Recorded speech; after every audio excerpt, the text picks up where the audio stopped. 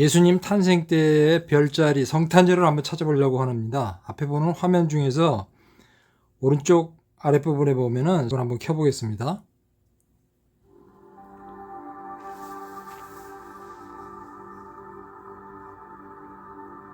네, 지구가 나왔죠? 이거를 이렇게 당겨 보면은 태양계가 보이죠? 태양계를 지금 이렇게 수평으로 보고 있거든요. 드론샷 있잖아요. 위에서 보는 거. 드론샷을 하기 위해서 싹 이렇게 밑으로 당겨 봅니다. 그러면 이렇게 위로 올라가서 보이시죠? 네. 자, 비교하면 청왕성, 천왕성, 해왕성까지 보이죠? 그러다 보니까 저 앞에 것이 보이지를 않으니까 이걸 조금 더 크게 해볼게요. 그리고 돌려서 이걸 위치에다 잡기 위해서 움직여주시죠.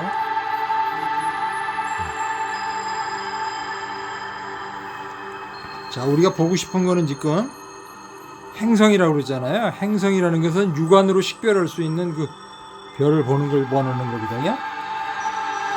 그러니까 볼 수 있는 것들이 어디까지냐 그러면 육안으로 볼 수 있는 별이요. 토성까지죠. 목성.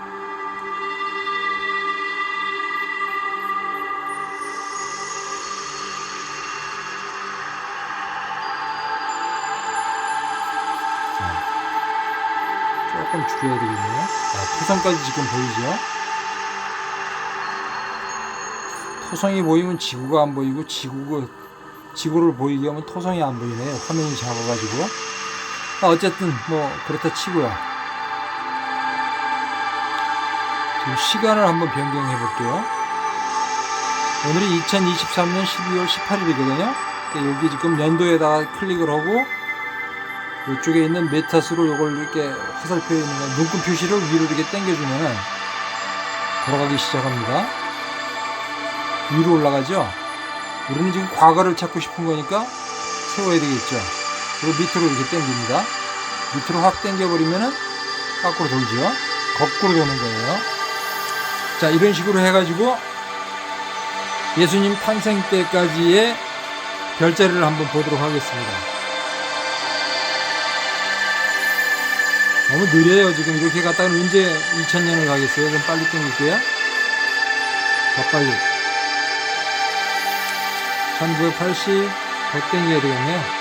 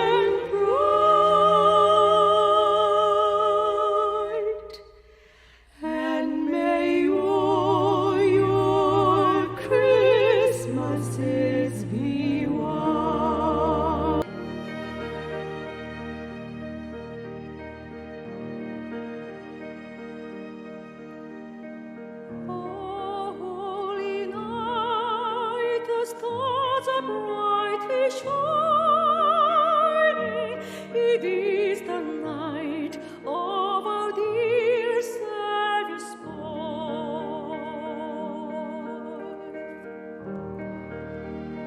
Long lay the world in sin and error pining. He appeared, and the soul of faith its life. A thrill of love, the weary world rejoices, for yonder breaks a new and glorious morn. Fall on your knees, hear the angel voices, O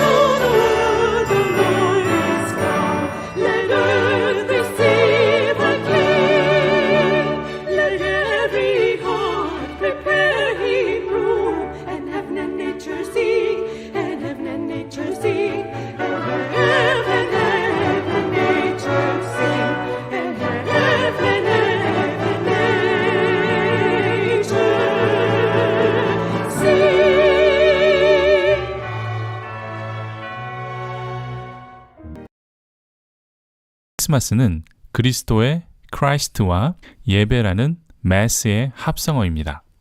프랑스에서는 노엘이라고 하죠. 찬송가 후렴구에도 많이 나오기 때문에 노엘이라는 것은 익숙하실 것입니다.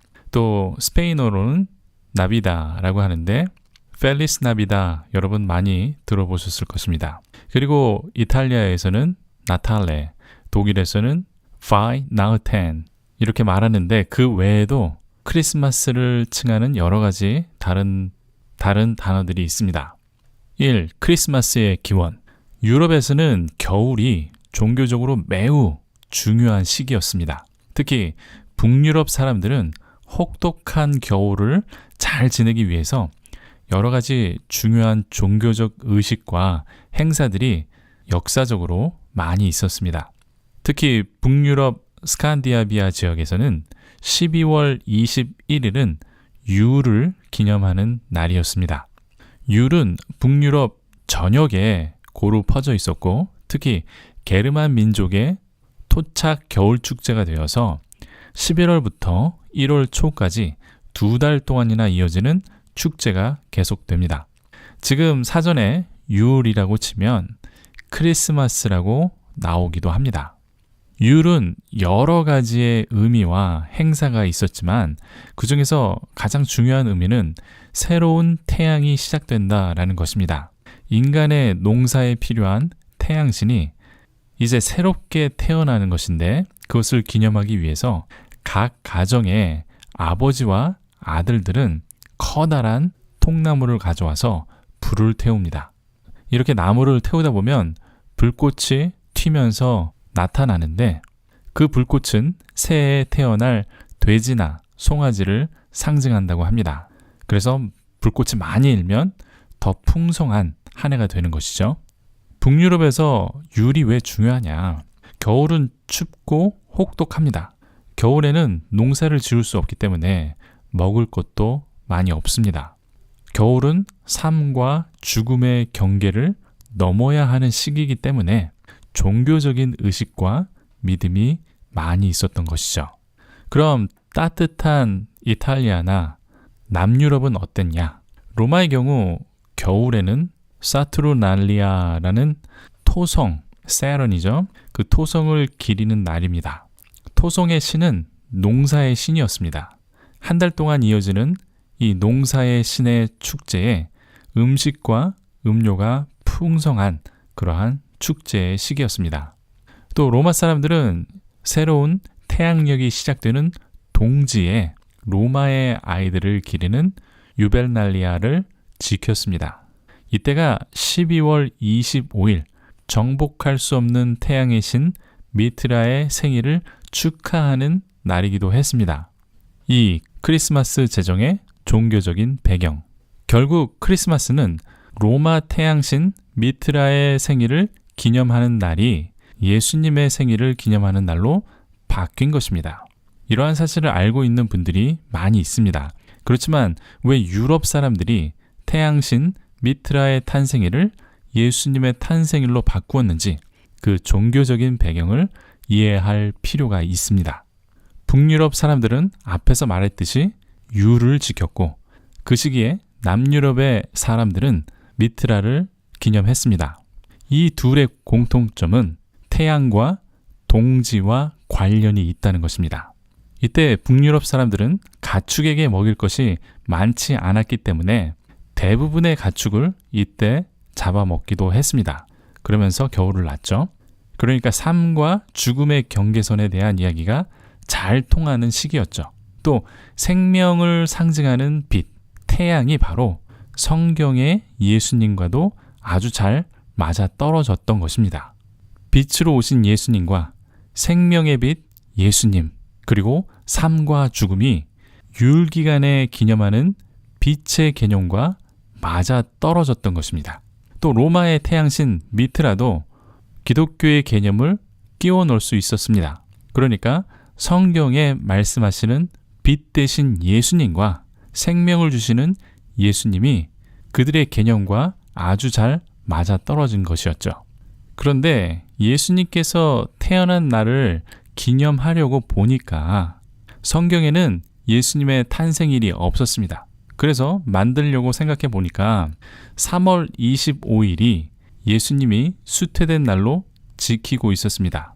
여기에 잉태한 시기 9개월을 더하니까 우연히도 12월 25일로 딱 떨어지게 된 것이죠. 또 동방박사들이 예수님을 찾아간 날을 기념하는 날도 1월 6일로 지키고 있었습니다.